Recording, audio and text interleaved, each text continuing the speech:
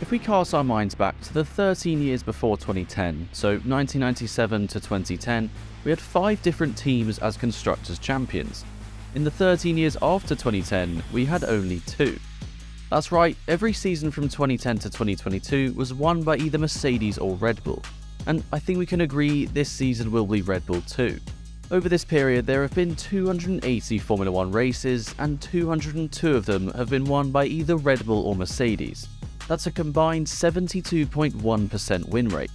And never in history have we seen a period of domination by only 2 teams like we have for this 13-year period. Well, the championships over this period are broken down as follows. From 2010 to 2013, it was won by Red Bull and Sebastian Vettel. From 2014, it was Mercedes with Lewis Hamilton and Nico Rosberg. And then finally, Red Bull in 2022 with Max Verstappen. And well, the main reason this happened is to do with their enormous resources, with thousands of employees and hundreds of millions of dollars pumped into the team every season. But it's not as simple as that. In this case, Ferrari would be part of the success. The real reason they've dominated Formula 1 for so long is how they approach the regulation changes during these periods. Let me explain. So the first stint of domination was from 2010 to 2013 by Red Bull, and well, this was because of the restricted aerodynamic regulations from 2009, which meant the teams had to make the most of every bit of aero they could. 2009 they built a strong car, but 2010 they won the title, and did it through making every aspect of aero on that car work to perfection. In 2011 they introduced an innovative bit of engineering similar to a blown diffuser, also aero, which allowed them to then win the title the year after too. And then finally in 2013, they built an absolute monster with unbelievable levels of downforce.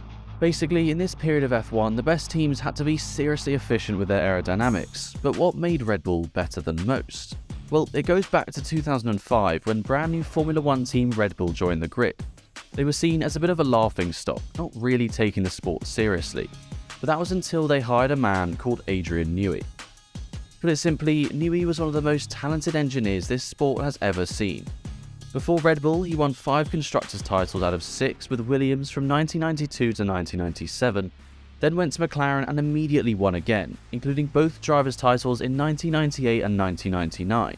But during the early 2000s, his relationship with McLaren went a bit sour, and so Red Bull snatched him up for the 2006 season. Adrian Newey is incredibly gifted with aerodynamics. Simply, there is no one in Formula 1 who can design a better car than Adrian. And so, he developed the Red Bull car from 2006 until their 4-year domination from 2010 to 2013. But in 2014, there was a huge regulation change, and this time it was Mercedes who hit the ground running. In the 2014 season, Mercedes won 16 out of 19 races. That's an 84.2% win ratio, and this success continued into 2015, winning 16 out of 19 races, and 2016 winning 19 out of 21. The years after, they'd be a bit less dominant due to a regulation change, but still won every championship up until 2021. But why Mercedes? What caused them to win these titles to such a dominant extent like we had never seen before in F1? Well, it's because the 2014 regulations were engine regulations, going from 2.4 litre V8s to 1.6 litre V6 hybrid engines.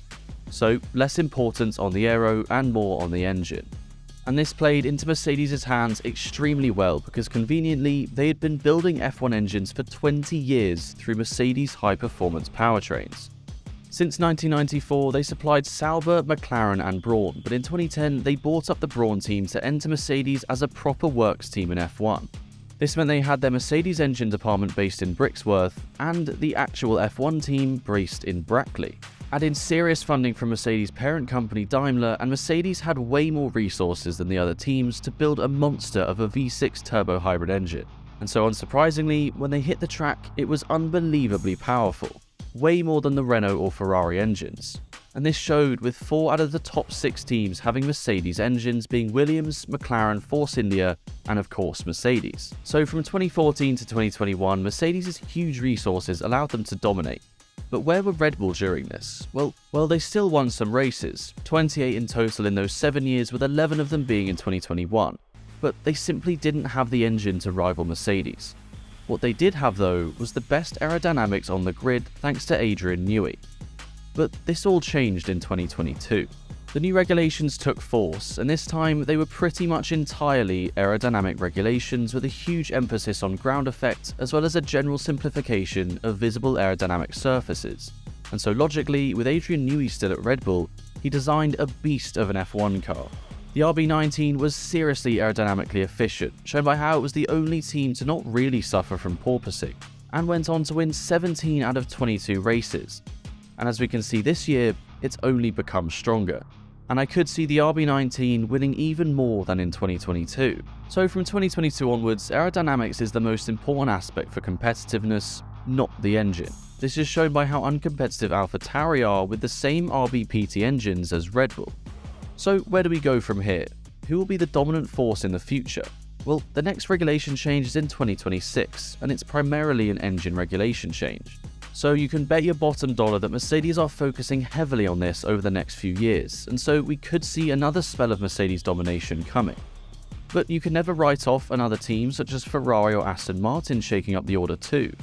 But for now, the next few years until 2026 are certainly Red Bull's to lose, as aerodynamics will decide the pecking order for the time being. I guess we'll have to see what Mercedes can come up with, but even if they build a new car more in Red Bull's direction, who's to say it'll even be that quick?